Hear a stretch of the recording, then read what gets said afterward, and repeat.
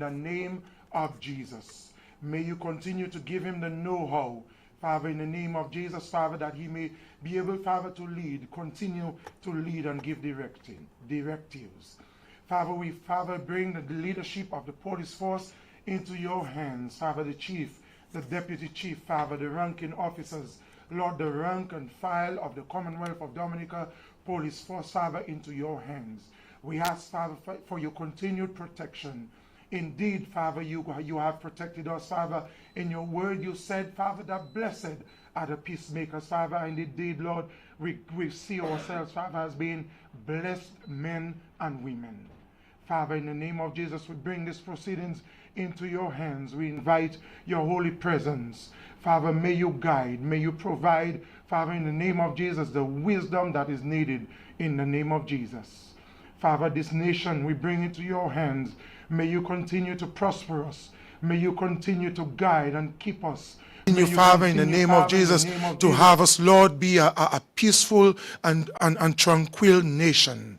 Father, we bring the people of this nation into your hands. Father, may you continue to cover us, protect us, Father, and guide us. Father, we give you all the praise. All the glory, Father, belongs to you and you alone. In your precious and mighty, mighty, mighty name we pray. Amen and amen. Inspector, I didn't know you were a pastor, but it's good to know, good information to have. Good afternoon, everybody. Let me acknowledge the presence of the Honorable Minister for National Security, the Chief of Police, the Acting Chief of Police, the Acting Deputy Chief of Police, the DPP. I see Mrs. Edwards is with us, as well as Mr. Lawrence. And to the press, of course, thank you so much for being here. You will recall that meeting with the press is nothing new to the Ministry of National Security. As a matter of fact, it is squarely in keeping with the government's goal to provide visibility and clarity at all times and as much as possible.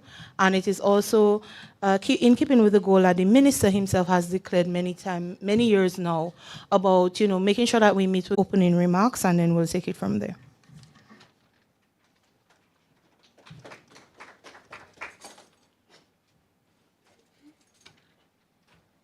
Good afternoon to all. Thank you very much, Madam Permanent Secretary and the Minister of National Security and Legal Affairs. I also want to recognize in our presence the Director of Public Prosecution. Also in our mix is the Chief of Police Acting and the Deputy Chief of Police Acting. I want to recognize a former Attorney Ministry and the government as a draft person, as a consultant. I also want to recognize Acting Superintendent of Police, Ms. Edwards, Inspector Maxim, who prayed for us, and members of the media fraternity, and other members of the police force. Thank you very much. I come before you today as your humble servant to seek to bring some clarity on a very important matter, on other matters that are relevant to the security of this country. Let me first say that the notion that your government is repressive, that your government is anti-expression of free speech, anti-people's right to assembly and to protest is false and misleading. And the facts will speak for themselves. Let me just say further that what transpired on the 19th of March last month was nothing close to freedom of expression and freedom of association. Based on the intelligence which I cannot disclose here today, it was a planned protest with the intent to storm Parliament. There was a number of pre-recorded pronouncements and live pronouncement made before that actual date, that the intention was to mobilize a significant number of people and with the intention of making it difficult for the police to contain. They were not able to mobilize a significant number in the area of 3,000 or 5,000 that they were targeting, and monies were raised for that purpose. But 180 people approximately were actually mobilized, and the 180 people can cause serious disruption. I want to take this opportunity to highly commend the police for the manner in which they discharge the duty on behalf of the people of this country. They will come professional and use reasonable force to curtail a mob. For those who say that it is people's right to protest, my answer to you is yes. For those who use the Constitution, specifically Section 10 and 11, to justify the notion that is misconstrued, that your freedom of assembly and association come without limitation and restriction, that is not true at all. And in that vein, I would like to make a special plea to the people of Dominica. We were struck and affected by COVID-19, one of the most devastating disasters to hit this country. We embarked on a national mobilization exercise on education to vaccinate the people of Dominica and to immunize the people of Dominica against this deadly vaccine. Likewise, there's an urgent need for a national mobilization and educational process and program to vaccinate our people against misinformation and disinformation. And what is that vaccine, therefore? That vaccine I want to characterize is knowledge. You should know your right under the Constitution and all the relevant laws of this country, as well as your responsibility. And who can provide that vaccine? Those of us and those of you with that knowledge has that moral responsibility to educate our populace and to avoid them from being misled, as we saw manifesting on the street on the 19th of March, 2025. There's nothing wrong in dissenting. There's nothing wrong in actually criticizing the policy of the administration. In fact, it is healthy for democracy. But there's something wrong to have personal issues with the leader of this country. And there's something wrong to want to see the back of this Labour Party administration without the people of this country, by way of an election, deciding so to do. So, under what authority the police acted, that will be actually litigated without trying to litigate the cases, because no charges have been preferred against a number of people. And the intention here today is not to litigate any of those cases, but for the police to provide an explanation as to why they acted the way they acted and why they are preferring charges. Now, the notion that you have a carte blanche right to protest without first seeking permission in keeping with the Public Order Act, you can go online on the government website and view the relevant laws for yourself. Chapter 1501 of the 2017 revised laws of this beautiful country. Section 4 says that anyone or any group planning to have a procession, which is defined as a march or a demonstration, must within 3 days of that commencement or the intended date, therefore, of that procession apply to the Commissioner of Police.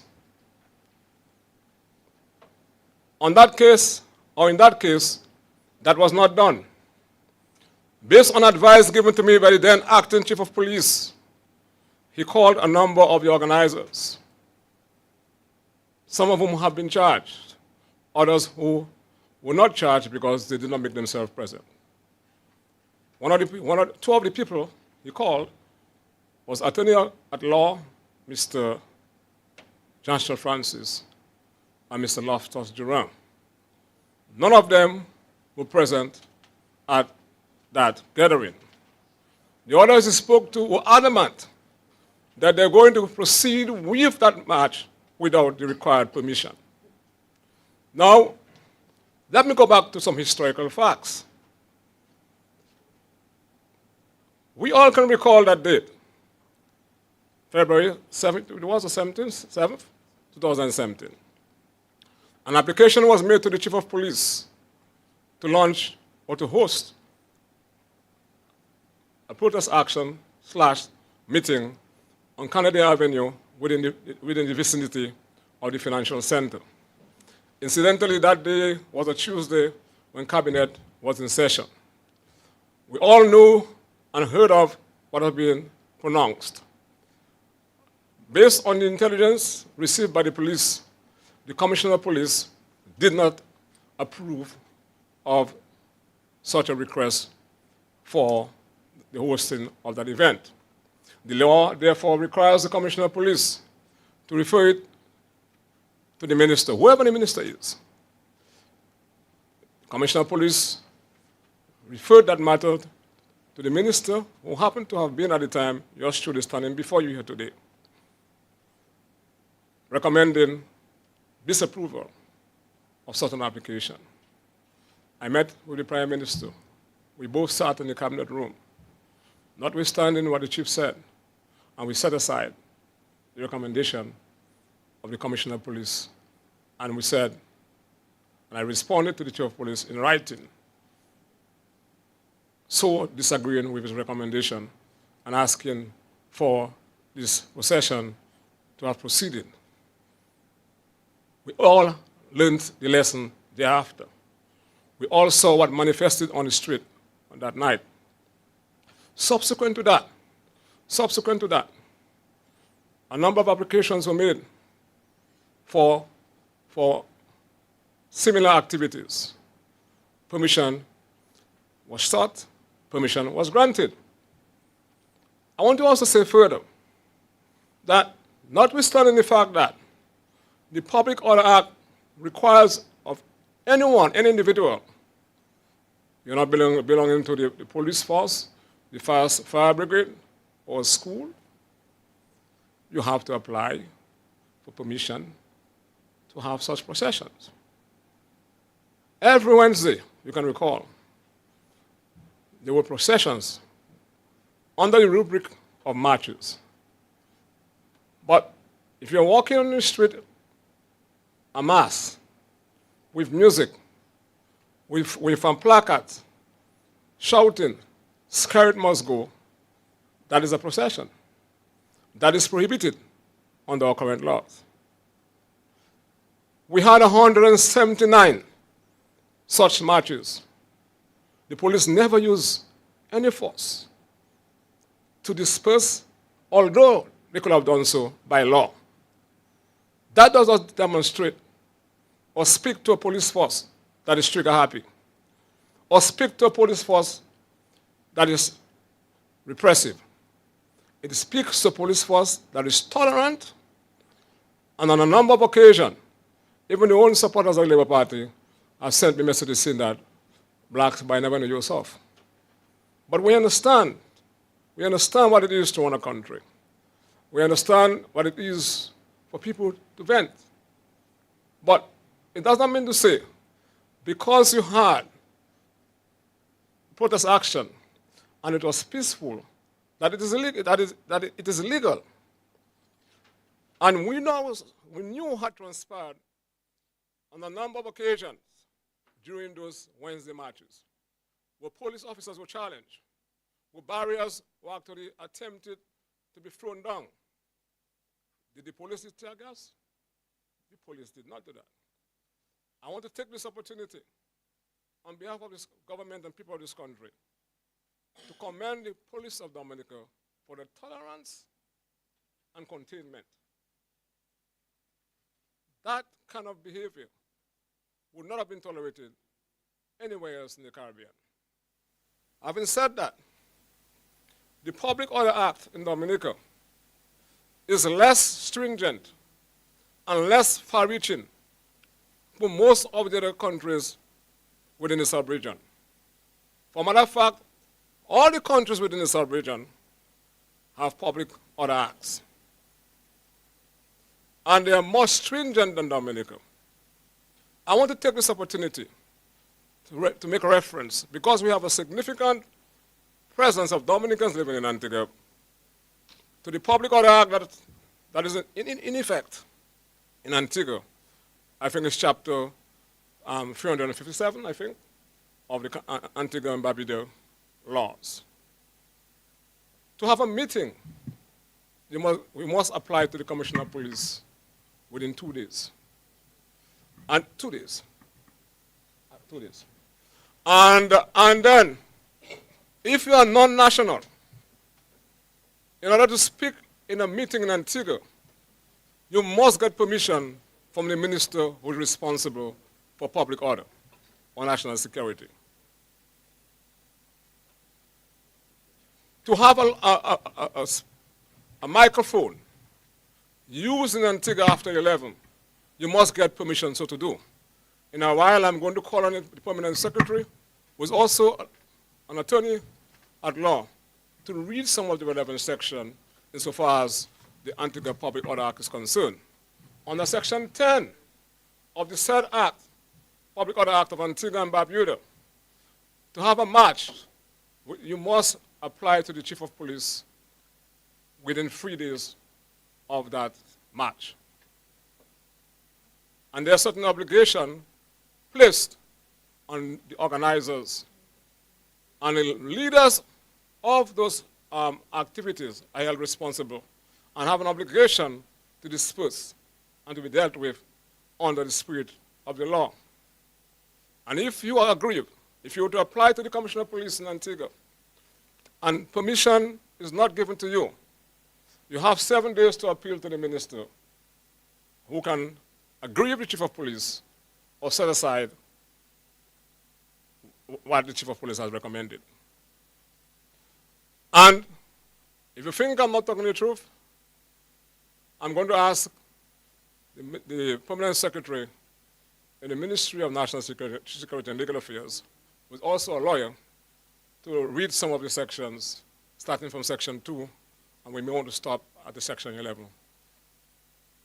But yes, from 2, from 2 to 11. Yeah. 2, 2, 3, 4, 5, back, up to 11.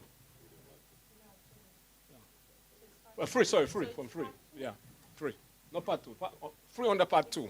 Yeah. Yeah. Yeah.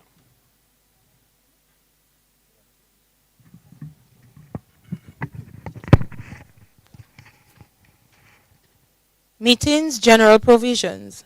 Notwithstanding anything contained in any other law, but subject to Section 9. No person, may organize, hold, call together, or address a meeting in any public place unless a permit has been issued in respect thereof by the Commissioner of Police.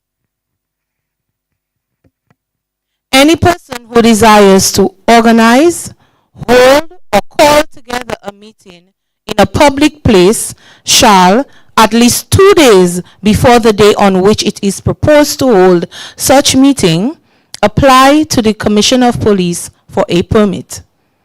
Every application under subsection 1 shall specify a. the name or names of the person or persons desiring to organize, hold, or call together the meeting. Next slide.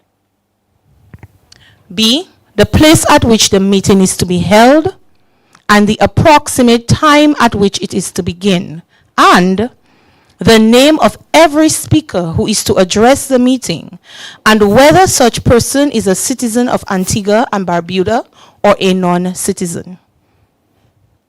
Section 5 talks about the grant of permit for meetings.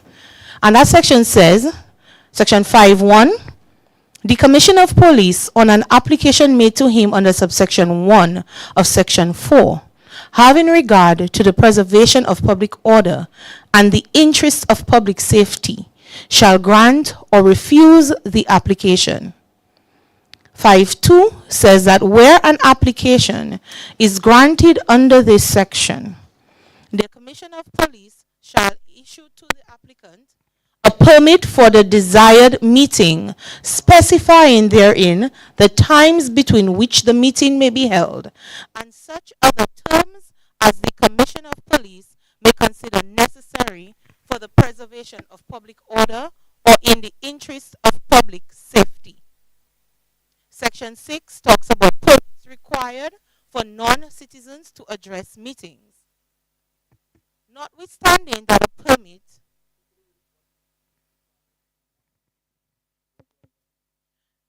notwithstanding that a permit may have been issued by the Commissioner of Police under Section 5, no non-citizen shall address a meeting in a public place unless a permit has been issued to him to address such meeting by the minister.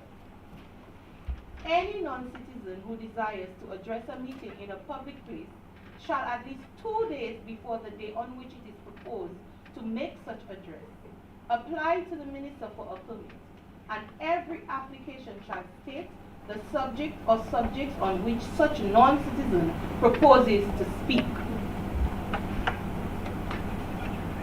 The minister on an application made to him, and this section may in any case grant or refuse the application. Where an application is granted under this section, the minister shall issue to the applicant a permit for the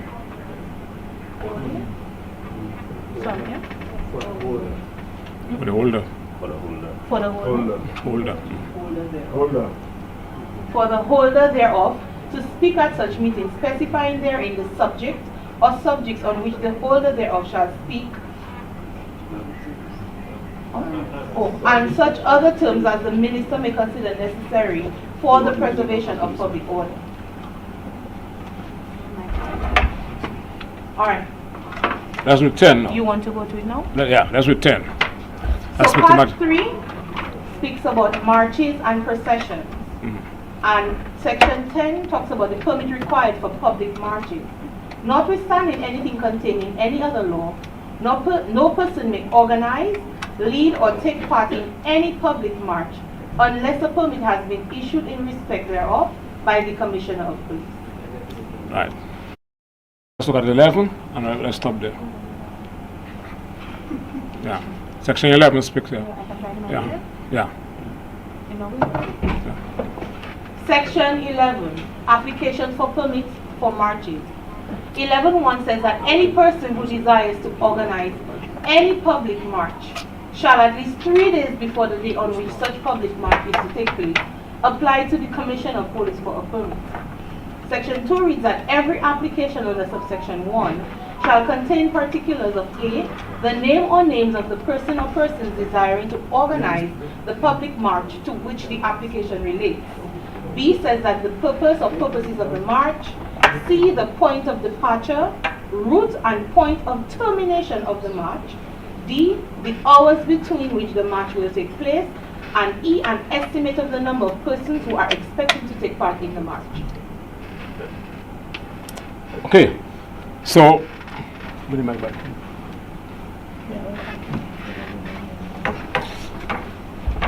yes. So we'll take a pause and we'll go back to the PS in a while. And the reason for doing that was to make a comparative analysis as to what obtains in Dominica and what obtains in similar countries. Because after the event of March 19th, there was a series of misinformation as to what obtains in Barbados and other countries. In Barbados, also, you need a permit from the Commissioner of Police to organize any protest action or any march. And if it is unauthorized, the police has the right to disperse the crowd. So it is not true as to what some people who ought to be part of the vaccination process to immunize our populace against false information and misinformation. And they're the ones misleading unsuspecting people, the supporters, who have a genuine interest in the party. You have a right to support a party of your choice. You have a right to disagree with the ruling party in office. But when it gets to the point of offending the law of the country, and to getting an event that was unauthorized in the first place to degenerate into a riot, the police has every right under the law to act and to act reasonably. There's also the misconception that the Public Order Act is an antiquated act. It was first enacted in 1954. But laws are meant to be organic, to go through a series of evolution, a series of changes and amendments. There have been 4 subsequent amendments to that said act since its initial enactment into law. And it is consistent with the Constitution. Having said that, on Wednesday the 19th, notwithstanding knowledge of the intent of the organizers of that march, the minister responsible and the government did not invoke Section 7 of the Public Order Act, which provides a facility for any minister responsible for public order to invoke Section 7 and to issue a proclamation by way of an order and to prohibit any public meeting within any locality in the country or the entire country itself. We did not do that, notwithstanding the information provided by the police to the minister and the prime minister.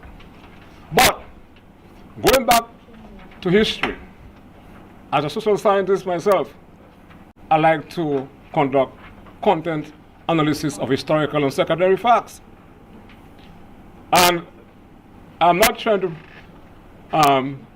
throw the then Attorney General under the bus, but he was the Attorney General then. In 1996, there was no agitation in my community. A village, the longest serving member of parliament in the history of that constituency is yours truly. At the time I returned on vacation, there was a by-election in Maho. There was a meeting the Saturday before by the other party. The Sunday, look, I see Mr. Lamont is laughing. Wonderful memories. The Sunday was supposed to have been the meeting for the Freedom Party, but I think the election was a Monday. Incidentally, the candidate was Johnson Boston. The Section 7, with no agitation in Maho, with no demonstration, with no allegation or intelligence that there was going to be any public disorder in Maho. The government of the day and the minister responsible for national security decided that no meeting was going to be held in the village of Maho. And therefore, by way of an order that was gazetted in 1996, which I have before me, and I now therefore call on the permanent secretary to read the order. I'm saying that it is the same Public Order Act that those who are singing from the same hymn book for convenience, because of political expedience, they are saying it's not in line with the Constitution. I'm getting older, but I have fantastic memory. I'm very much functional. And I know all of us inside there, in the midday, are also very functional and can recall. I now call the PS to read the order prohibiting a meeting in the village of Mao where members of the SSU were sent with M16 in the village of Mao when there was no agitation. The officers who stood before the barriers on March 19th had no M16. They were met with missiles.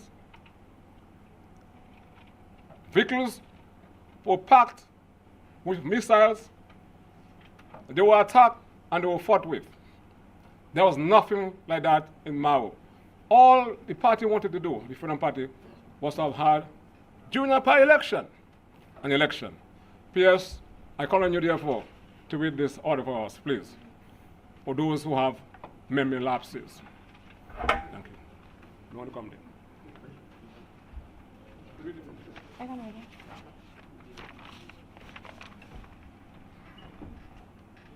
So this order was made under Section 7 of the Public Order Act, Chapter 1501, which reads that the minister may by order prohibit during such periods as may be specified in the order the holding of any public meeting if at any time it appears to the minister that such action is necessary. And the order may extend to the whole of the state or any specific part of the state. So that is the enabling section as a section under which this order was made. And that order was made in 1996 by the minister under Section 7. Whereas it is provided in Section 7(1) and 2 of the Public Order Act that the minister may by order prohibit during such periods as may be specified in the order the holding of any public meeting if at any time it appears to the minister that such action is necessary, and whereas the order may extend to the whole state or to any specified part or parts thereof, and whereas the minister considers that such action is necessary to prevent any breach of the peace and to maintain public order. Now, therefore, I, Edison C. James, Prime Minister and Minister responsible for public order and national security, do hereby order as follows. 1. This order may be cited as the Public Order, Public Meetings Prohibition Order 1996. 2. The holding of any public meeting or public rally within the village of Maho on Sunday, the 4th day of August 1996 is prohibited. So, read the rest, the penalty part of it. Well, the penalty part of Let me read the whole order. Yeah. Any person holding or taking part in any public meeting or public rally contrary to this order commits an offense. Penalty. Any person guilty of an offense against the Public Order Act is liable on summary conviction to a fine of $10,000 or imprisonment for 6 months. And that was made the 3rd day of August, 1996. Thank you very much, Pierce. Now, John Sebastian and the other members of the Freedom Party, who incidentally I came down to vote for in the by-election, did not even attempt to hold a meeting. They were hiding in the homes. Let me say it again for emphasis. Johnson Boston, and the other members of the Freedom Party, some of whom are saying now, all we're trying to have is a peaceful rally. He did not bother to leave his home. It were people like Arsenal and others, may so rest in peace, who were on the street and asking, what is that about? While Bosso was hiding. Okay? So I am putting that out as a means of education. And as I said, and I want to reiterate, the importance for us to embrace each other. Because we live in a very small community. I refer to Dominic as a community, which is homogeneous. We all know each other. You have a right, if you believe a government in office, from a policy standpoint, is not doing certain things right, to criticize the policies. But what is happening right now goes beyond criticism of policies. It's a blatant attack to unseat a ruling party. And I want to ask a question as I close to allow the Director of Public Prosecution to speak. If, let us suppose, the police were overpowered by that mob, can you imagine the crisis that would have unfolded in this country? Because the intention was to come into Parliament. Because over $14,000 was raised, I was told, and they were making provision to buy pilau. Up to now, we have not seen that pilau. Look, Matt, I don't think Matt got any pilau to eat. So we need to ask the question, where the money gone for the pilau and the squash? Because they thought they were going to have a huge crowd. But let us suppose, putting that joke aside, if they had made themselves to the precinct, not the precinct, to the halls of Parliament, and we would have a scenario where the speaker had to run for his life and others, excluding myself. So we don't want that in this country. All because the parliament was exercising its right under Section 41 of the Constitution to pass laws for the good governance and law and order of this country. And while you have a deputy leader, quite rightly so, a young man who wants to embrace reason, voted in support of the most profound piece of legislation, namely the Registration of Electors Act. Dominicans, what is happening in this country is not against Roosevelt Skerry, the Prime Minister of this country. It's against us. The Prime Minister, as a young man, has given his life to country. You may not agree with him, but he is the Prime Minister. The current administration represents we the people by way of a majority. And as the Minister for National Security, and anyone else in another party would have done the same thing that I'm doing now, to act in defense of the country. Because the civility, security, and peace of this country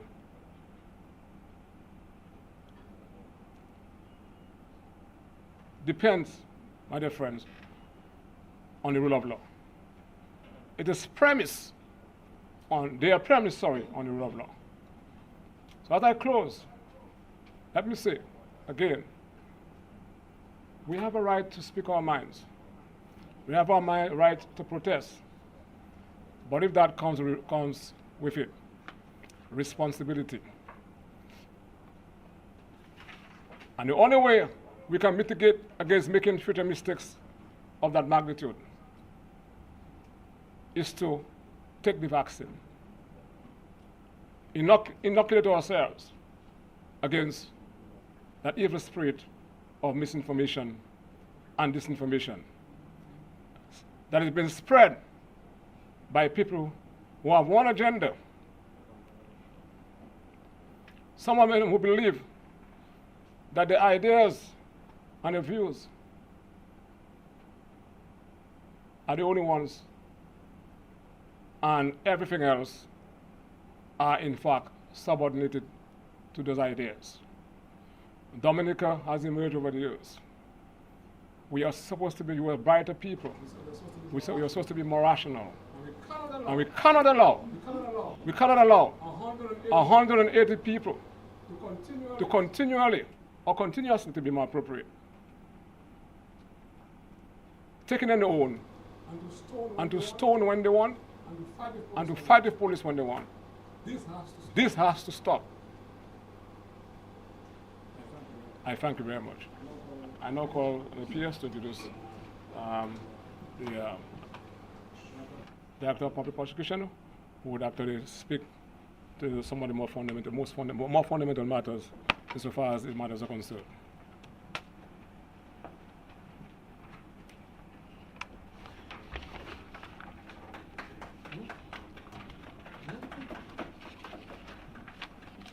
I now call on Ms. Shoma Dalrymple, the Director of Public Prosecutions, to give us a brief legal exposition.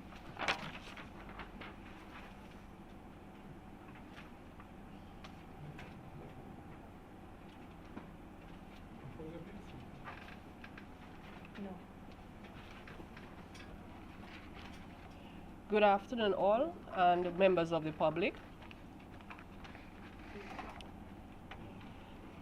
Short of high treason, the greatest form of breach of the peace known to British law is riot. This is the history of the offense of riot. It is an offense that in law is considered to be a serious offense. In Dominica, Jamaica, Antigua, Trinidad and Tobago, St. Kitts, Nevis, and several other Caribbean countries, riot is an offense.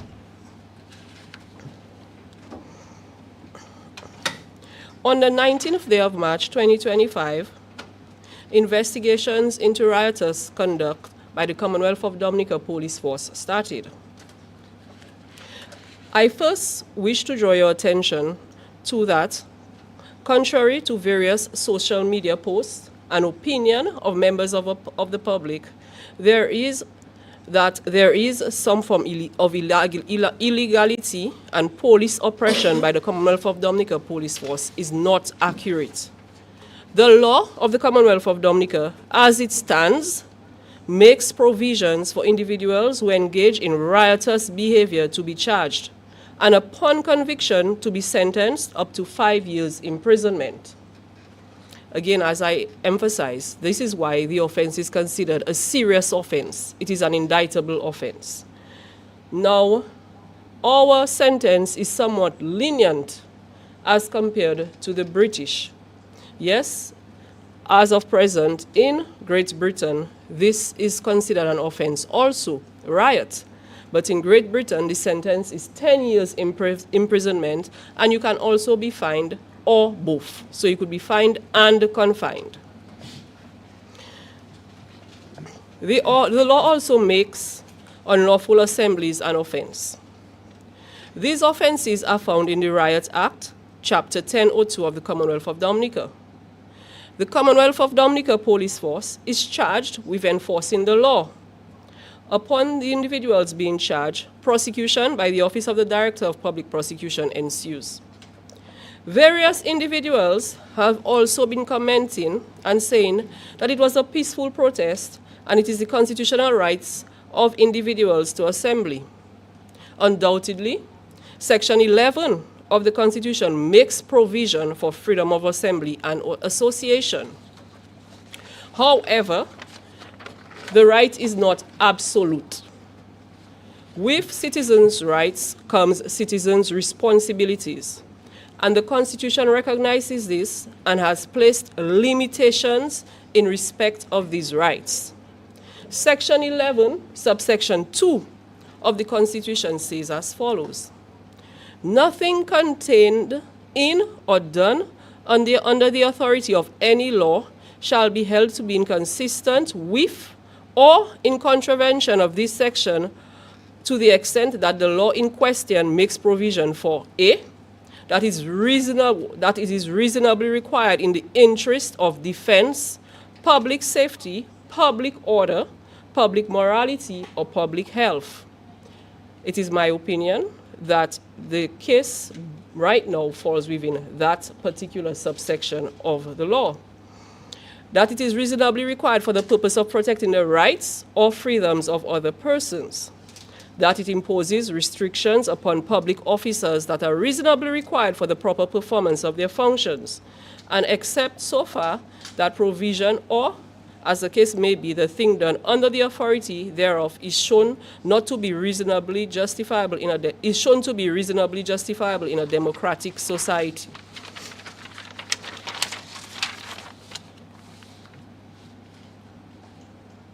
I wish to end by saying this, and this is a statement taken from the case of Loftus Dura versus the Chief of Police.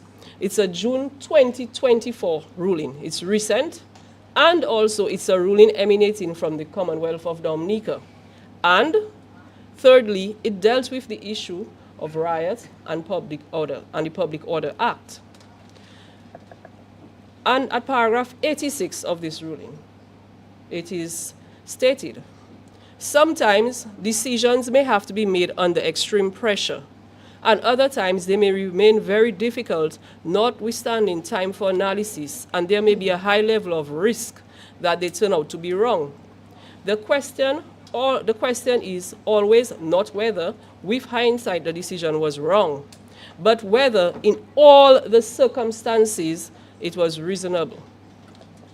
With public order and national security being breached, with the security of Parliament, our symbol of democracy, being compromised. Based on the legal guidance, the police, the Commonwealth of Dominica Police Force, acted reasonably.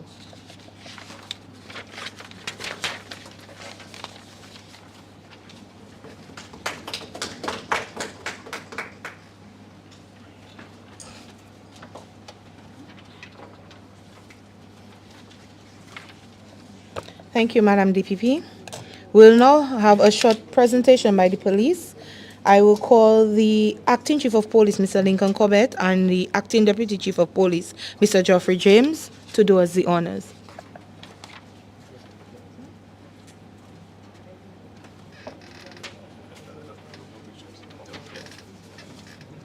Good afternoon.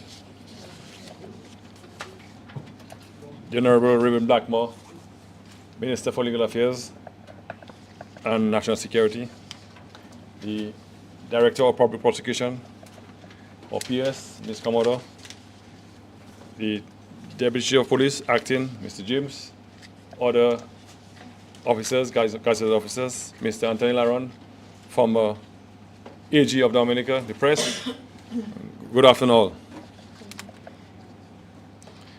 The police force in Dominica is the only agency in the state responsible to maintain law and order. On Wednesday, March the 19th, 2025, the Parliament of Dominica was convened to deliberate on 3 electoral reform bills, namely the Registration of Electors Bill, the House of Assembly Electors Bill, and Electoral Commission Bill. As per standing order, the usual procedures were put in place for the sitting of Parliament. Police officers were detailed to perform crowd and security duties at the House of Assembly and its precincts. Prior to March 19th, 2025, the ERC, that is the Electoral Reform Coalition, had advertised a public meeting, demonstration, protest for March 19th outside of Parliament and invited the public to attend and to participate. The main reason, as stated, was to prevent the passage of the 3 bills in Parliament, as I just announced. That is, the 3 bills dealing with electoral reform in Dominica.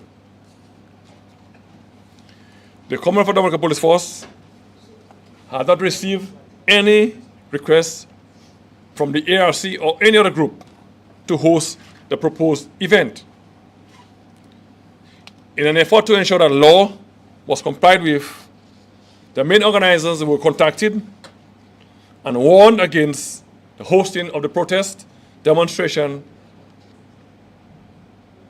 on that date, and also of the repercussions of hosting of the event without permission. Additionally,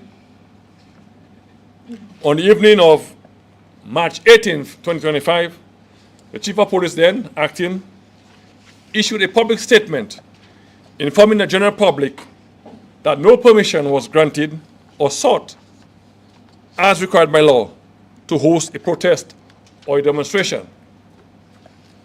Citizens were warned or they were advised that the proposed protest was unlawful, illegal, and they should desist from organizing or participating in the action. On Wednesday, the 19th of March, the police activated its operation plan.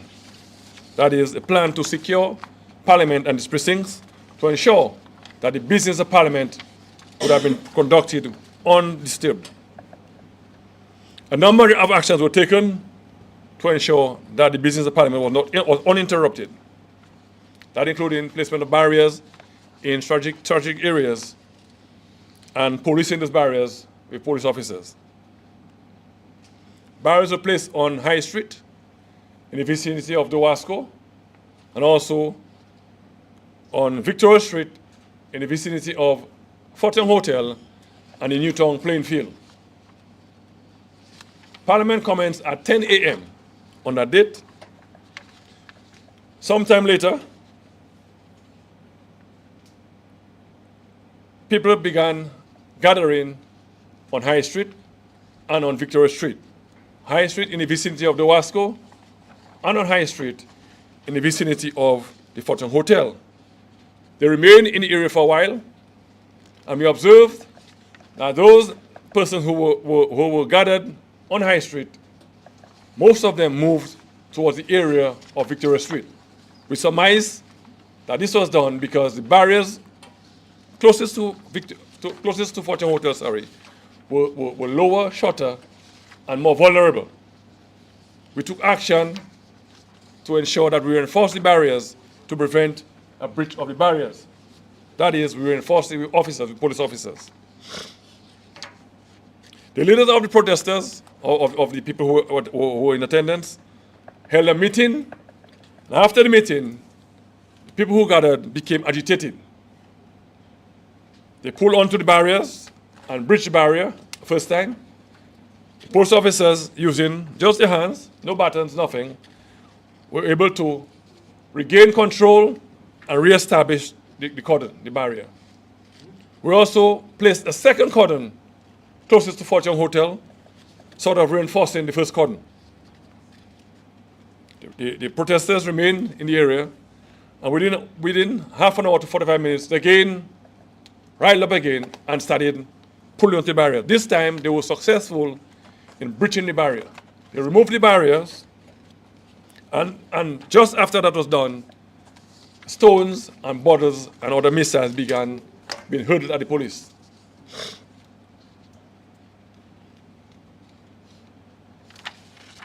At this point, the ACP acting, deputy acting now, read the proclamation, and the riot squad was activated. We had to resort to using lawful means to prevent the rioters from breaching barriers and getting to Parliament. As I indicated earlier, the sole intention of the rioters on the day was to get to Parliament to prevent the business Parliament going forward. That is, to prevent the reading of the free bills on that day. The rioters did not disperse fully and remained in the area for over 3 hours.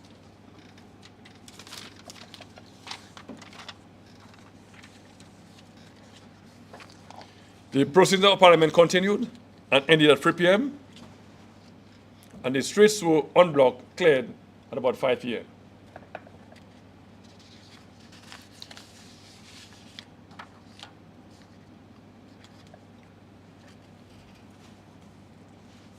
I wish to reiterate and emphasize that prior to the March 19th, permission had been sought from the police and granted for marches, demonstration, protests. And those protest actions went off without incident. The action of the rioters on the 19th of March was riotous, tumultuous, and unlawful. And had the police not taken action taken on the day, the business of Parliament would have been disrupted, and only God knows what else could have happened.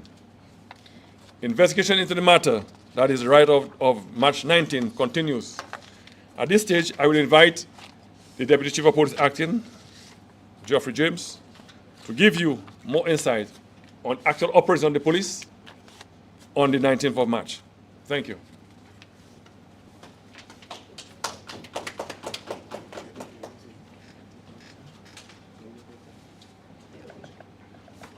Good afternoon, one and all. Protocol has been well established by the Chief of Police. I'll go straight into my presentation, the riot of March 19th, 2025.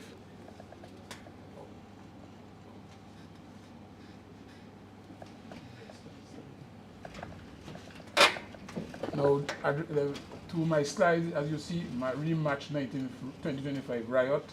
Addressing the March 19th, 2025 Roseau riot, the Deputy Chief of Police has announced and introduced, and the 11th of March 2025 is the day. The video, and we're going to show an aerial view of the protest location with reference to the streets and the gathering and the protesters.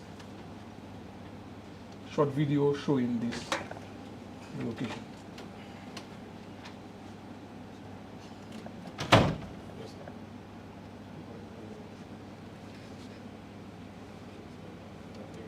As the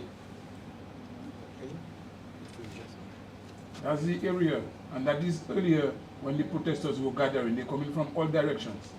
And as you can see, the street was allowed for traffic to flow. There was no interruption except the protesters who were gathering there now. So as you realize, they are now going to prevent the flow of traffic around the roundabout, because traffic could have come from Turkey Lane, traffic could have flown around the roundabout from the Bayfront and as well from Castle Street. So their presence there as they gather, that was an earlier shot of them, as they gather would prevent the free flow of traffic.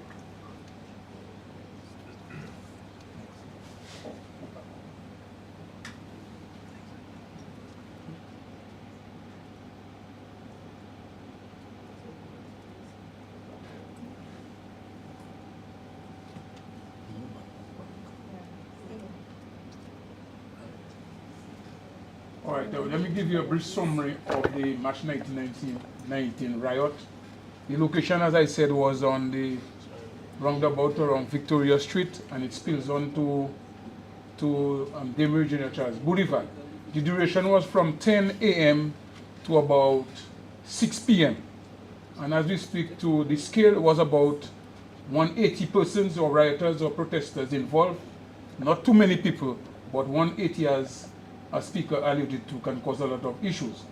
Now, it boils down to a violent assembly and disruption of public order, endangering lives and property, consistent with a riot.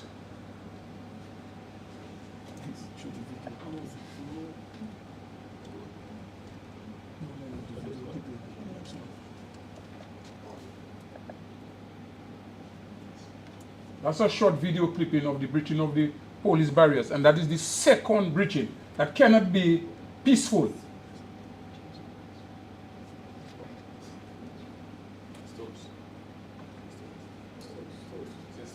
See stones and things. Just repeat. Now, we are not showing any individuals per se. We are showing a general view of the conduct of the protesters when the second breach of the barriers took place.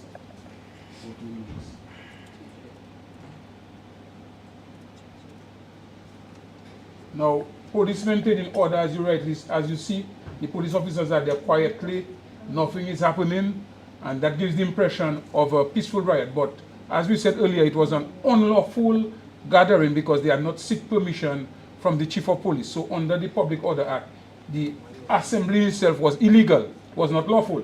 But that gives the impression of the tolerance of the police. Police are there, notwithstanding, until it boils down to something more serious. It turns into a riotous conduct. So here it is, the riot squad is in preparation for that, when it would have turned into a riotous conduct.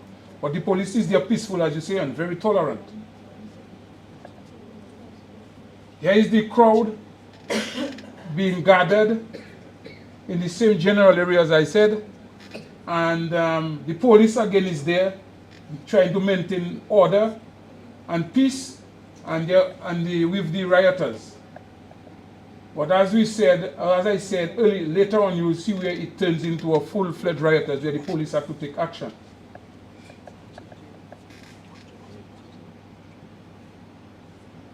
Okay, then we go to the charges and accountability. 25 individuals to date have been charged for unlawful assembly.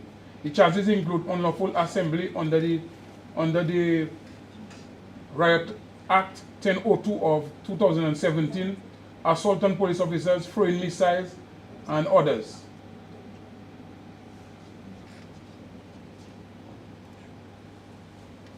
Now, consequences of violent protests. We have the economic impact, cost to repair property that was damaged, and to have police officers policing the event. Social impact, fear, disruption to business and residents. The legal consequences are you could be fined, you could be imprisoned, and there could be a criminal record if you are convicted for the matter.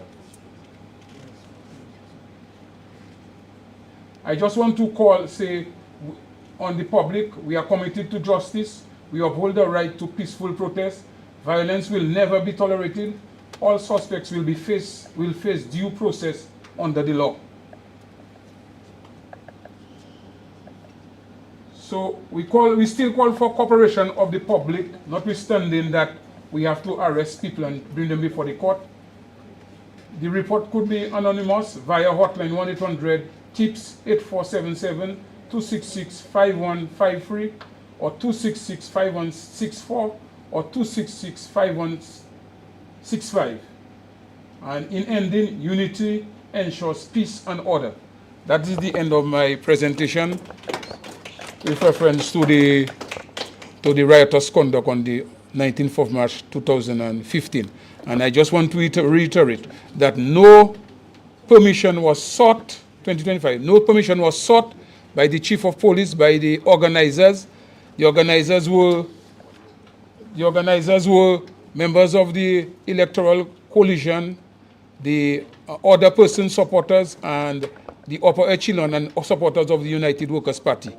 And not only they did not obtain permission for the unlawful assembly, they went round the island in broadcasting their intention to disrupt or storm Parliament to prevent the passing of the bills.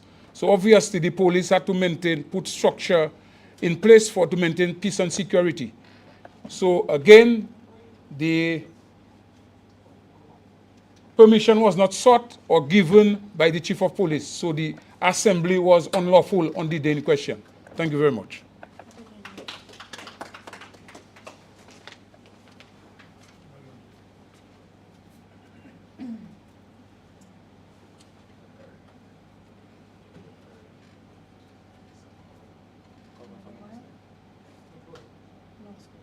Press interaction.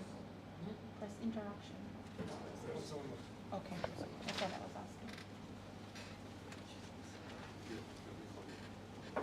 asking. We're going to engage the press to ask questions as we normally do. And this government, as you have seen demonstrated by the Prime Minister, has always been open to the press. And there have been no other Prime Minister in the history of Dominica having so many press conferences and other ministries also. But I wanted to just make reference to the next historical fact where the road was blocked in a particular village. And because we also call on residents in the various parts of the country that you can have your grievances, but the public road is a public thoroughfare. That is, it means therefore people have a right to commute, to go to school, to go to the doctor, and it's never a wise idea to block the road, the main road. And in 1997, and before that, we had an incident in the village of Lai when the road was blocked, and people were arrested from according to my recollection. But just to make reference to how it is illegal now, and it was also illegal then to block the public road. I want to make reference to an article of 1997 when the people of Koliwo, in protest and over the grievances of the mining activities that was taking place in the community of Koliwo, causing dust and of course, homes were being actually impacted, physically impacted. And the villagers blocked the road in protest. It was wrong then, it was unlawful then. And the Prime Minister was Minister for National Security at the time, was right in this pronouncement. I wanted to show that clip there. And you can see the Prime Minister is not Roosevelt Scarrett.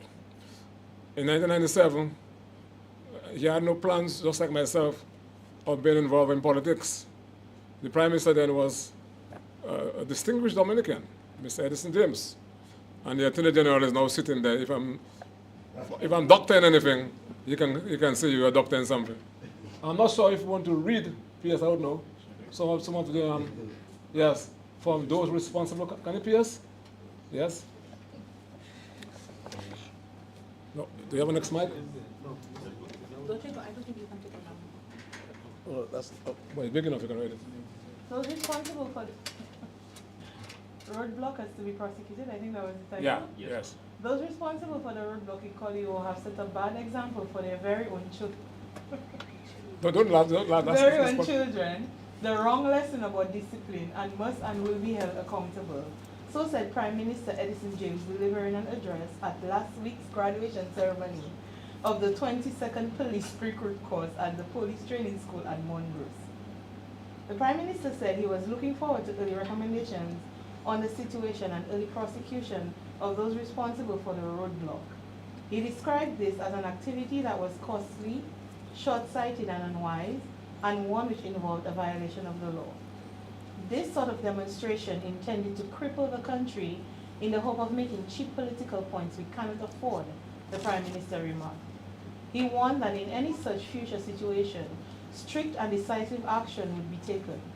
Expressing his strong concern about reports from police and various Dominicans indicating that many of those involved in the drug business are in possession of illegal firearms, Prime Minister James said that the government was giving serious consideration to increasing considerably the penalty for possession of unlicensed firearms and ammunition from the current maximum of $2,000 or 2 years imprisonment. He said government was continuing to make provision to address the needs of the police, and he assured recruits that as long as they operate within the law, government will stand fully behind them. Okay, you can stop there. Okay. Let us stop there. We have enough history there. Enough history. Now, the thing is, the Prime Minister then, who was the Minister for National Security, was right then. But the question to Mr. James, if then the blocking of the road in Colio was wrong, unlawful, people should be prosecuted, and it was crippling the economy, how do you characterize and define the blocking of the Eo-Libra highway in the area of Salisbury? And that's why I'm saying, before we take the question, we need to embark on a national mobilization and education to vaccinate and to immunize our people against misinformation, misrepresentation, and disinformation by providing information, educating the public on their responsibilities under the law as well as their rights. The floor is now open for questions.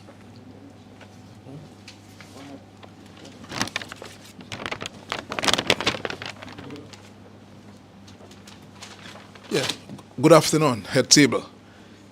My question is for the minister, or the director of public prosecutions can also answer. The Constitution of Dominica gives Dominicans the right to protest, and that has been ventilated here this afternoon. At what stage does that protest become illegal? So the Constitution of Dominica gives Dominicans the right to protest. As I said before, that was ventilated here this afternoon. At what stage does that protest action become illegal?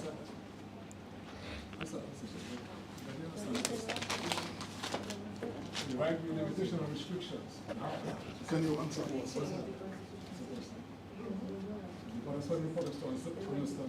Again, this is, as the minister said earlier on, the misinformation that is one of the issues that is misconstrued in the public.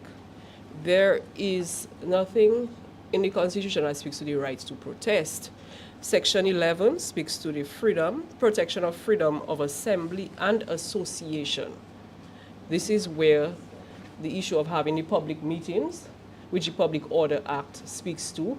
But, as I indicated, subsection 2 of section 11 gives you the preamble for the limitations. What are the limitations? And it's laid out clearly. Reasonably required in the interest of defense, public safety, public order, public morality, public health. That's A. B. Reasonably required for the purpose of protecting the rights or freedoms of other persons. C.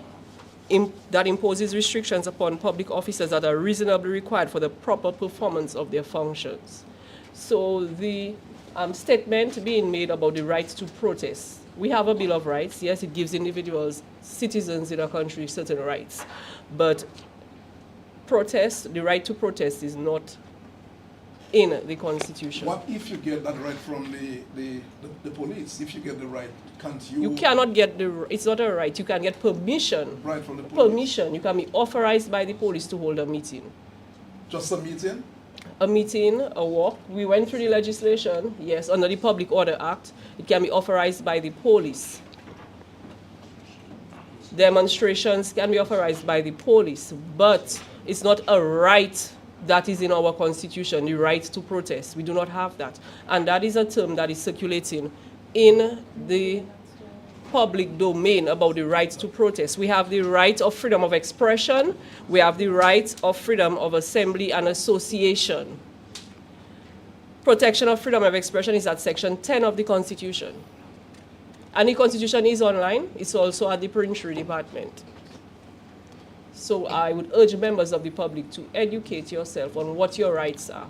You cannot be within a society and you don't know what your rights and what are the restrictions placed on these rights. So when does the public have a right to protest? The public has a right, according to the Public Order Act, to have lawful assemblies. Where you give permission, where permission is given, you can have a demonstration, but so everything has to be given permission. It has to be authorized by the police. That is the law. Okay. And Mr. Blackmore, while you answer that question asked to me. Yes, go ahead. The director of public prosecution is so clear there, and I'm not sure what is it. She made reference to section 11 and 1, and she's making reference to subsection 2. I'm not sure what is difficult in understanding that. It says nothing contained or done under any authority of any law. You understand what I'm saying? Nothing contained in or done under the authority of any law shall be held to be inconsistent or in contravention of this section to the extent that the law in question makes provision for A, that is reasonably required in the interest of defense, public safety, public order, public morality, and public health. The Public Order Act speaks to public order, and that is where it gets its strength from, under subsection 2 of section 11. So the Constitution, therefore, gives the government the authority to enact law, okay, to place limit on one's freedom of movement, which is written under section 10, on one's freedom of expression. That is why, for COVID-19, we had restrictions. Okay? You could not have left your home because the Constitution provides that facility for that. And all of the countries I referenced, in Barbados, in Antigua, they also about Jamaica's Public Order Act. They all have constitutions similar to us, and they all have the same laws. So that's what I'm saying. So that subsection 2 gives the government the authority to enact laws. And if there's any other law before the enactment of the Constitution that is reasonable, but this is reasonable, Mr. Curtis Matthew, that you cannot just take on your own and come with a crowd on the East Lubbock Bridge 8 o'clock in the morning and say you're having a protest because they want the bridge to have 5 lanes. It would be reasonable for the police to say, okay, you can have the march, but it makes more sense to have it at the intersection of Riverbank and East Lubbock Bridge so that people can commute. Would the police give permission, for example, for a peaceful protest? No, I'm saying, you missed the point. No, I'm asking. You and I went to school together, I was the head boy before you. All right, but I'm saying, this is a very simple exercise. You know what I'm saying? So, and that's why I'm calling for a national, okay, mobilization to vaccinate. Huh?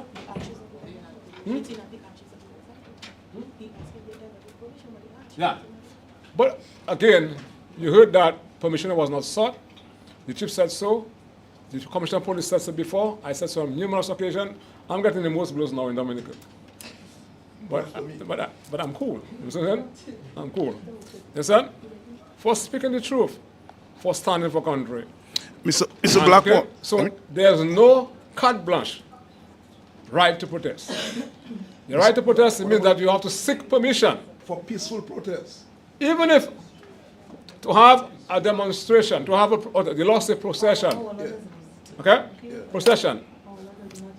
You can have even if you have a protest, a procession that is peaceful, and you did not seek permission, the police might decide they're not acting. It doesn't mean that it's lawful. Okay? I made reference earlier on to the 179 marches you had, the Wednesday walkers. They came down to free, they used to go to the gardens. I don't see them anymore. All right? I meditate. Mr. Blackmore, Right? please. So I'm not saying. I just heard you have two lawyers there, and you have Mr. Anthony Lawrence, Anthony Laron. We have two programs on our radio program. When you speak to the issue about, you want to say something there about that? Mr. I call it to the microphone there. So I just before you call Mr. Laron, sir. No, come on. Before you call Mr. Laron, your Yes, Prime Minister on the radio talking to a Grenadian reporter, he said people have a right to protest. If you look at the tape, and further, Mr. Blackmore, I'm speaking to a senior police officer right now as we speak. He says, permission, you're right. The preamble, that you're right to get permission to protest. But he says here that you need no permission to have a picket. What? To picket, to have I am not sure what training school. Let me answer the first no part. Permission is needed. Let me answer the first part of your question. I'm not sure which training school that senior police officer went to, because picketing is a protest. Once you have placards, and it's a demonstration. And I'm saying to you again, or you like to misquote the Prime Minister. Well, you can look for the tape for yourself, sir. Your right is not absolute. That's what you're trying to say to you. So that you have to apply for permission to stage a procession, which is a demonstration or a march under the Public Order Act. And let me just quote to you further. Under the Police Act, 1401, before you go to Section 12, and you read it, the police has the authority to clear any public thoroughfare. All right? 1401. Okay? All right? To enter any place, public place, even if you pay to enter, and there is disorder, to put order into apparent people. To free the street of any obstruction. To regulate any procession. Let's just take aside the Public Order Act. Okay? Let us go under the Police Act, 1401. And Matt, I call on you. You have a nice voice. Get involved in investigative journalism. Do your research. Get people with the level of competence to interpret the law for you.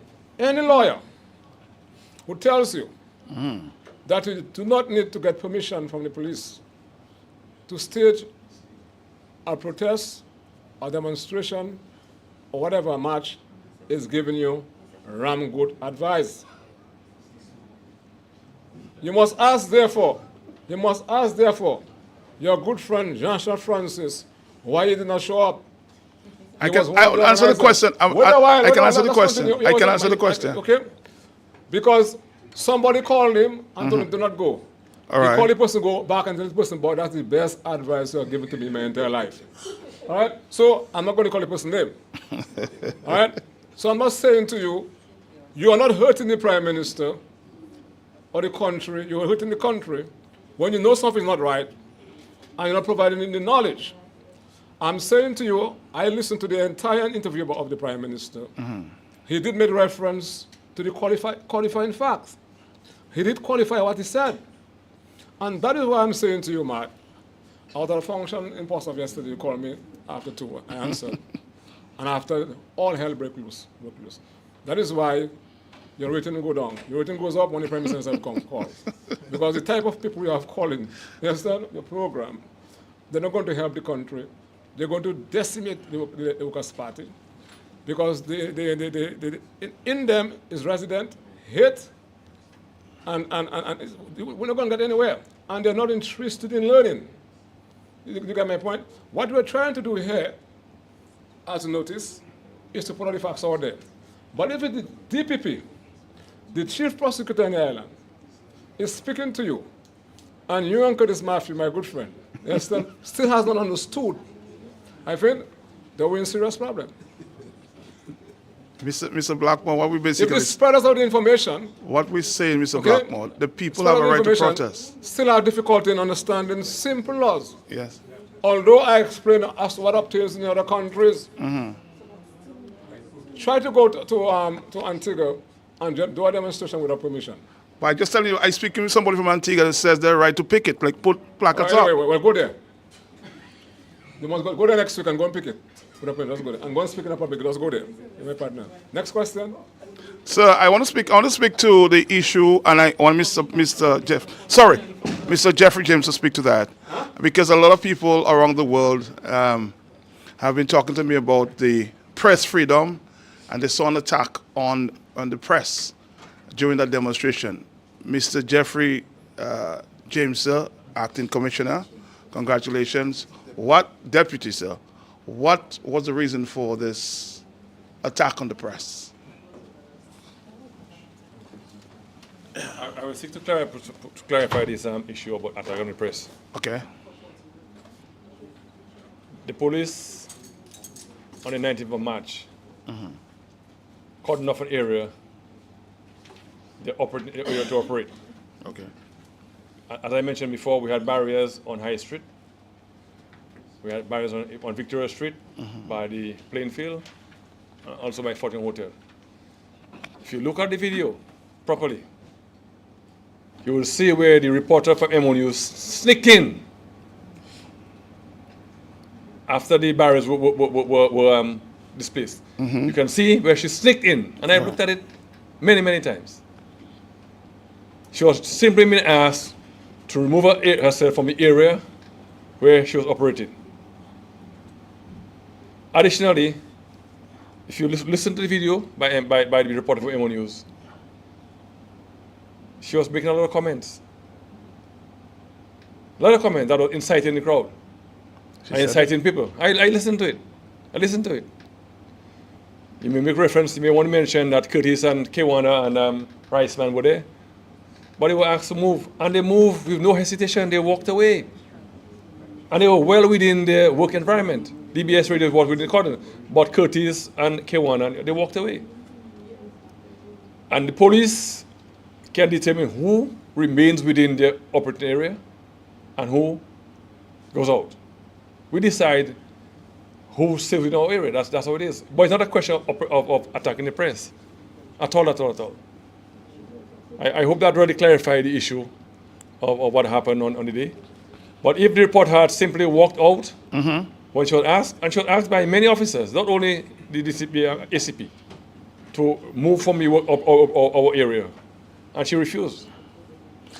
Another question to follow up there, as you're there. Sir, I'm being told, and a lot of people seem disappointed in Mr. Jeffrey James, and another police officer who slapped, clear video, it was not shown here, slapped an individual there, a protester, if you want to call it that way. Will any disciplinary action be taken against these people? I have seen many of those videos, and the alleged slap that you saw. The alleged, you said? Well, okay, go ahead. I'm answering. The person who was allegedly slapped have not complained to the police. No report was made against any police officer for slapping him. None, zero, zilch. So to suggest that the police is not investigating, what are we going to investigate? Nothing, no report was made at all, none. Up to today. Are you denying it happened, sir? Well, I'm telling you, Mr. Pelletier, that no report was made. I'm not saying that what you saw didn't happen, but I'm saying, but no report was made. None against any police officer for slapping or for doing anything illegal. Yeah. Yeah. My question is to Jeffrey James, the acting deputy police chief. My information suggests that the police would need at least 24 people arrested and charged to file the case before the court under the Riot Act. If that has been achieved, I'm told that your investigations into the matter continue. Can you explain on what basis that you're continuing? The fact that you already have 24 people arrested and charged.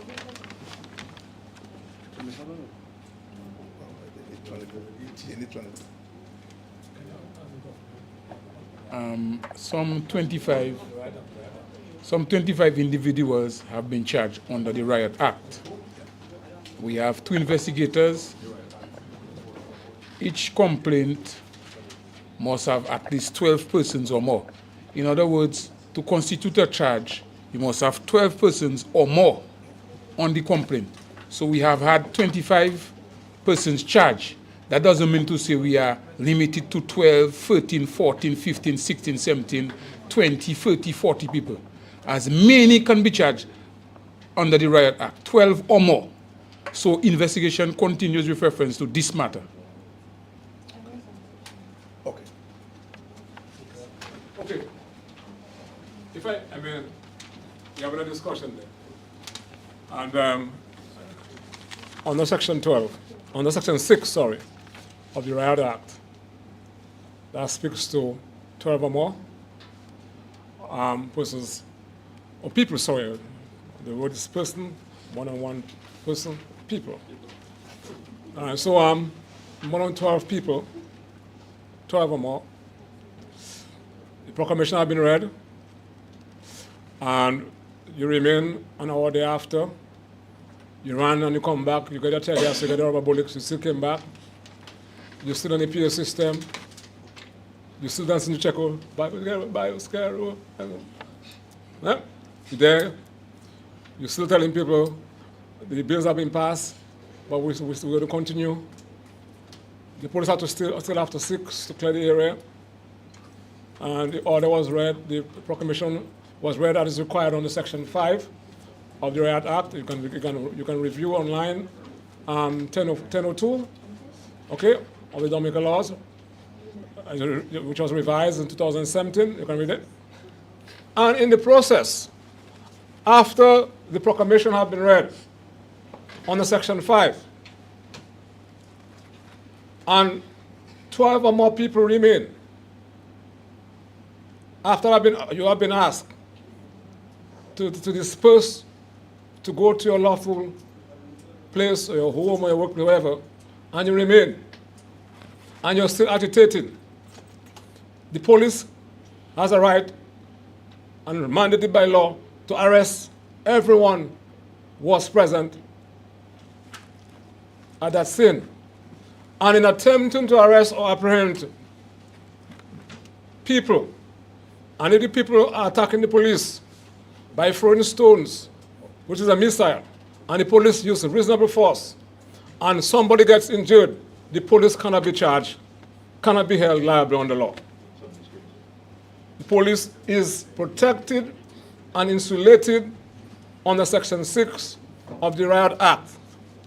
No action can be taken against the police if you acted reasonably, and reasonable force can be assessed based on the circumstances.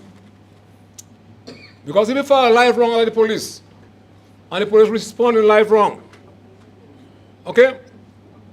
And that is why I'm saying it is so important to educate the public when they are sleepwalking, being misled by the leaders, that the police cannot be charged in a situation where you have a riot and they're being attacked and violence has been used, rocks have been thrown. God forbid if somebody if somebody in the crowd, as Mr. James said in 1997, some people had guns and live wrongs were fired at the police. And if the police respond, having received live wrong, and respond with live wrong and somebody died, the police cannot be charged. That's what read section 6 is entire article is. I understand that. Okay. I want to say further, Matt. Yes, I'm listening. Listen to Mr. James, the deputy spoke about. There are certain things, because the matters are being litigated before the court. There are certain things that cannot be said. But some of the videos that you saw showed the partial activity.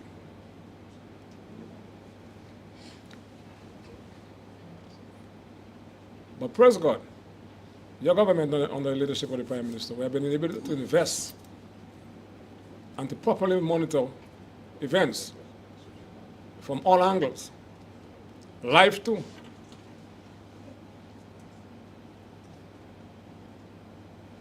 So you must ask one of your leaders, when the proclamation was read, why he went by Gallery Hotel with his harp and his guitar. Why he never came back to the scene?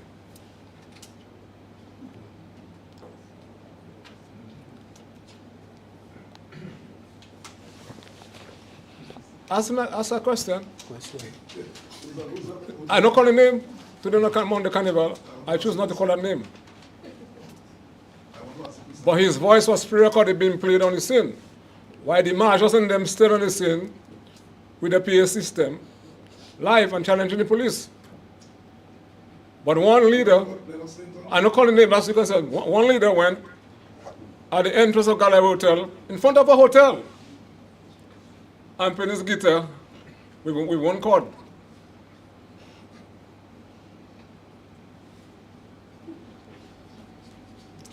And another leader who was caught live, along with Washbank Coffee and others, who came on Hanover Street, High Street area to look to see, they were being seen live, whether there were any crevices, any loopholes they could have passed. There was one who was very aggressive. Why he disappeared?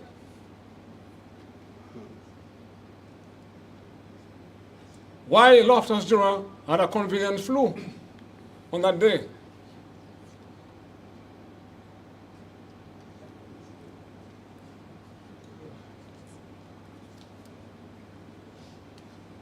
And why, Matt, you were there, but you were there as a reporter?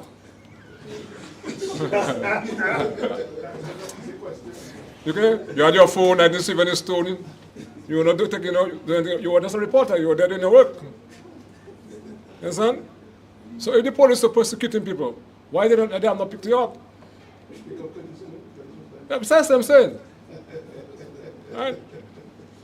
Why did they not pick up Carla? I saw Carla running south very early.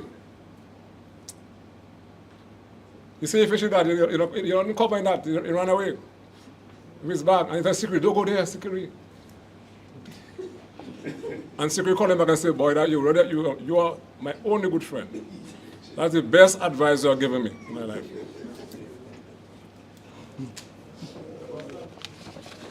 Mr. Blackmore, question to you, sir. There are suggestions that not enough education is being done by the Ministry of National Security. I know you mentioned about the 2 radio programs, but we saw a number of people, what we can say, out of ignorance, went there, who probably, if they had probably listened or known the law, maybe would have avoided what happened to them. But what are your plans as the Ministry of National Security, Minister of National Security, to go into the highways, the byways, hold town hall meetings to educate the people? Because maybe not everybody has the time or will listen to the radio program. I think the Ministry of National Security is known for having too many, sometimes we have been told we have too many press conferences. But that's a fair comment. We have a radio program every second week on DBS Radio, second Thursday. We have invited Carry FM to join. You told me we need to have an agreement with DBS to do that. All right? We have been having outreach programs. We were in Granby. We were in Silver Lake. We were in Bath State. We have started to do some work in Wesley. So we'll be going back Wesley very soon to meet the larger community. We have done some work in Point Michel. Okay, and then And then we have our normal press conferences, the ministry, and we'll be having one very soon again. Right? We had Mr. Anthony Laron on this very same topic on the British radio, repeated several times, where you looked at the various sections under the Constitution, vis-a-vis the Public Order Act and the Riot Act. And all these things were ventilated. And it's there now. And we can play it again. You asked me that you wanted to play it over. Okay? But I agree with you, and we intend to intensify that effort to go across the country and to talk about matters of importance. But again, the government is not the only agent of information. The political leaders, right? The civil society, the churches, the bar association, all those various fraternities equally are responsible to assist in the vaccination against misinformation. And that vaccine I speak about is knowledge, education, and I agree with you. So join the force, and of course, join the Prime Minister. He had this program on the parlay. And I mean, let us be real. The various ministries having the press conferences, right? But the government alone cannot do it. Have you heard a statement except from Pastor Griffin, from the churches? Growing up, I know I'm older than you, in the days of Bishop Bogart,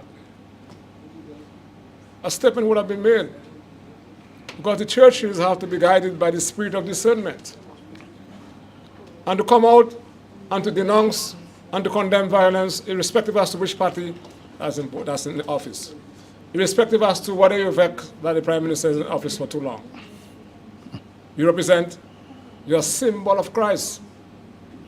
A symbol of Christ embraces what is sacred, not what is profane. And that is why I'm calling for a national mobilization of an education to inoculate this nation against misinformation and mischief to a certain extent too. Question, sir. Please, yes. Question. We have to end and this is coming from, we have to end very soon. This is coming from a former top government minister. He says, please ask Mr. Blackmore, any person there, to read the section of the Public Order Act which provides for permission to be obtained for a public meeting. What? That person was whom? A senior public government minister. A minister? Yeah. Well, senior. Cabinet, I guess. He says, please read, I'll repeat again, the section of the Public Order Act which provides for permission to be obtained for a holding of a public meeting. Section 3 says about the need to apply for a permit. Section 4 spells out the statutory obligation and the requirement that says that you have to apply to the Chief of Police within 3 days of that intended march procession, stating the time and the route. Isn't that so? That's correct. That's Section 4 says. All right? All right? Mm-hmm. That's what it says. And then, if the Commissioner of Police cannot say no, he can say no, but if he says no, he's obligated by the law to refer it to the Minister for National Security. All right? Okay? All right? So, I'm not sure who that senior minister is. A very senior minister. All right. If it's very senior, I have an idea as to who. He and I talk sometimes. I know it's not Austrian, but I'm not going to call him. That's what? But my mother used to tell me, lang moshe lang kabuit. Understand? So I know who's that. So I'm not sure, folks. I mean, these memory lapses we have there, it's not scary to the Prime Minister. We're mashing up, you know. We are mashing up the civility of this country. Society cannot thrive with the absence of civility. Okay? When we are born as human beings, we are born with our own self-preservation. But as we socialize, we understand for there to be order and for us to coexist, we must give up that authority to a central agency, which is the government, to enact laws. That's why we have laws. We have the police force. We have the courts. The courts serve as the final arbiter of facts. When you have grievances, whether it's criminal or civil, that's how society thrives. And if we're to be guided by the writing of Max Weber, who says that we are living now in an era where we're supposed to be more rational. When you're more rational, you're supposed to be guided by facts, analyze using the gray matter within your brain. You see, and that is why we have a situation whereby all of a sudden our position changed. Our position changed because we have a beef with the government. So what happened on the 19th, it is wrong for every normal person. But some people who remain obstinate on their own views, because they want to see the back of the Prime Minister and the Labour Party administration, anything that is done that is going to lead to that possibility or possible eventuality is okay, but that can't be right. Mr. Blackmore, another question to you, sir. I have two questions and we'll wrap up. Yeah. Mr. Blackmore, one of the persons arrested, as you said, and charged, is asking the question. I have to protect the person, of course. Ask Mr. Blackmore, when did the acting police commissioner call the alleged organizers? Maybe the commissioner can answer that one. Ask Mr. Blackmore, when did the acting police commissioner call the alleged protesters or organizers? Anybody who is charged, I'm not going to speak about that.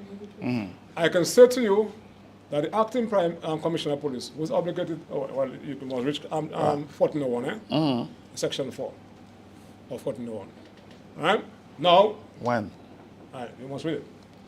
So, from what I was advised, some of the people were called. And I can call, one of the names that was referred to me was Mr. Joshua Francis and Mr. Loftus Durham. Right. I can call the names because they're not being charged. They're not. Okay. And then I'm not going to call the other names. Mm-hmm. He spoke with. And Loftus said, I listened to Loftus said that he was called and that he did a job for the commissioner of police. He carried a chip for him and the commissioner of police paid him well, etc. Understand? And then he even condemned the violence. And he said he's in solidarity, but on that day he had the flu. But that flu is very bad. That flu is very bad. I'm not going to that. Oh, that flu is very bad. But for you to have a flu for 10 hours, you had the flu on Wednesday, and the next day, 6:30 in the morning, the flu gone.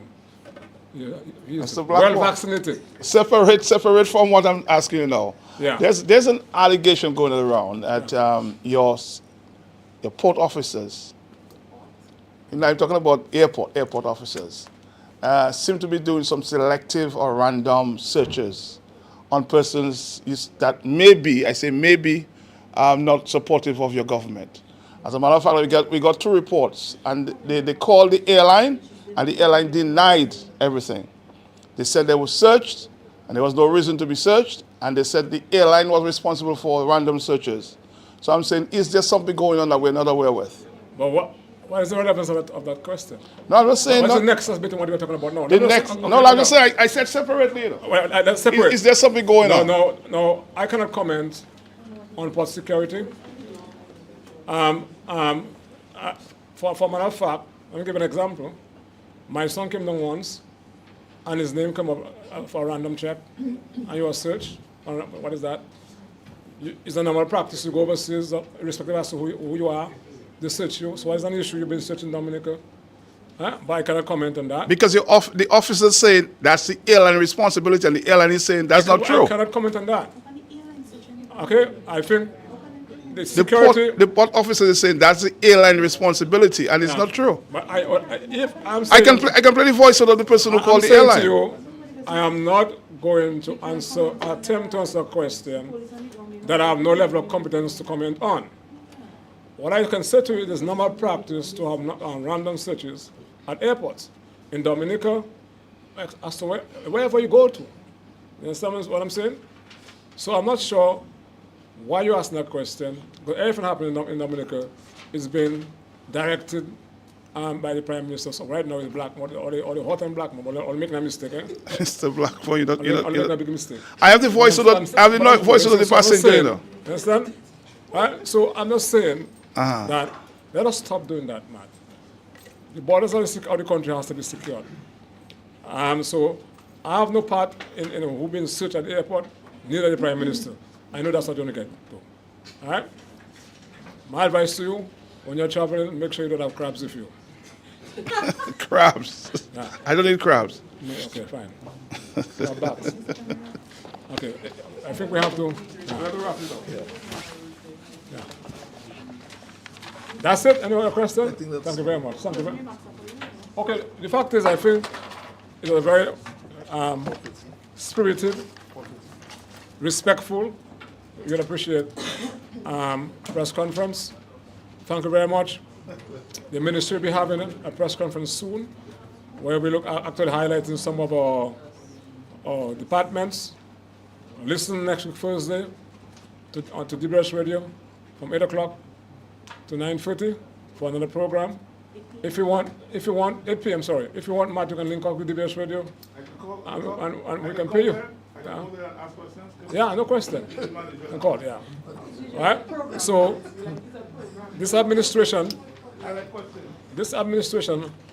under the leadership of the Prime Minister is the most transparent administration we have seen in Eastern Dominica.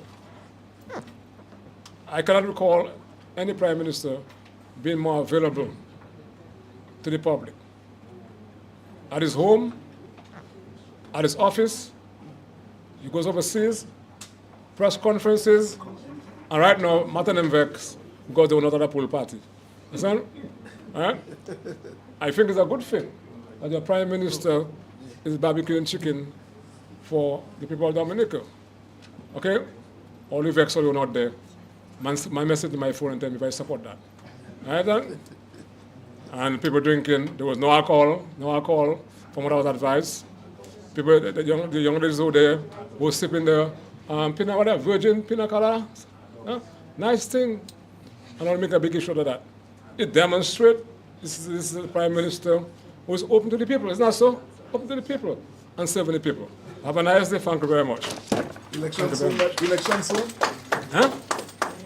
What? I was asking Matt about election soon. Well, let me just say something. Something aside.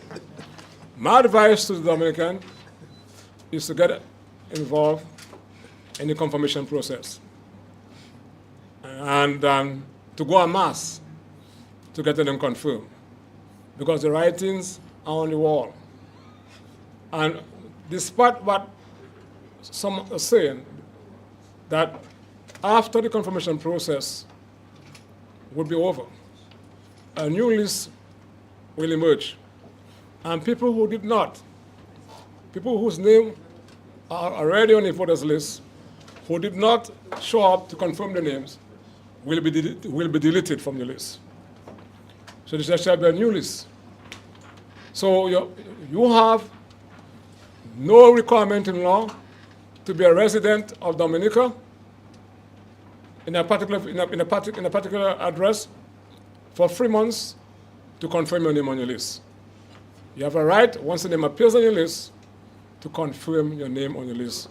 And once you have done that, under Section 52 of the Registration of Electors Act, once you're confirmed, you are now duly registered as a voter who shall be issued with a voter's card and to exercise your franchise and to vote for your party of your choice and you know the of your choice.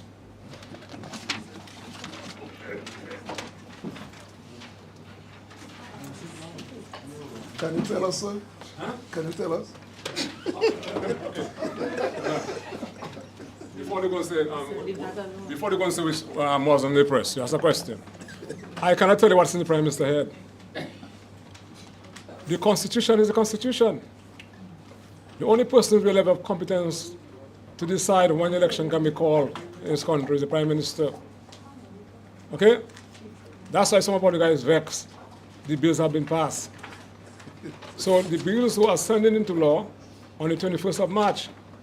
The Commission has 30 days to prepare the people of Dominica before, within that time, they can issue an order declaring the period within which that must be confirmed. Will you have a candidate, sir? Huh? Will you be a candidate this time around? A candidate? But you can't say I've retired. If you want me to come back, I can come back, you know it's trouble. But if certain people want to come back, I'll come back and mash them up. If boss will come back, I'm going to come back. But for now, I've retired from active politics. Is that true? You retired? Active politics. Active As a politics? candidate. But I'm saying if boss comes back, because he ran in 2008 to split the votes and he got 54 votes. How many? 54.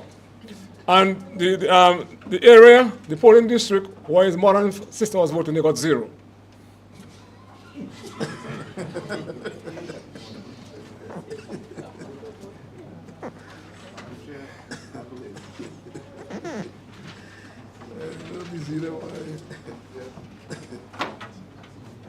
There's refreshments, please.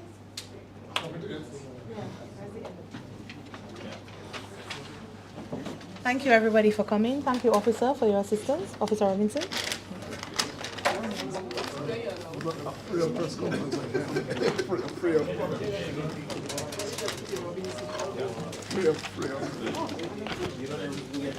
Didn't I swear?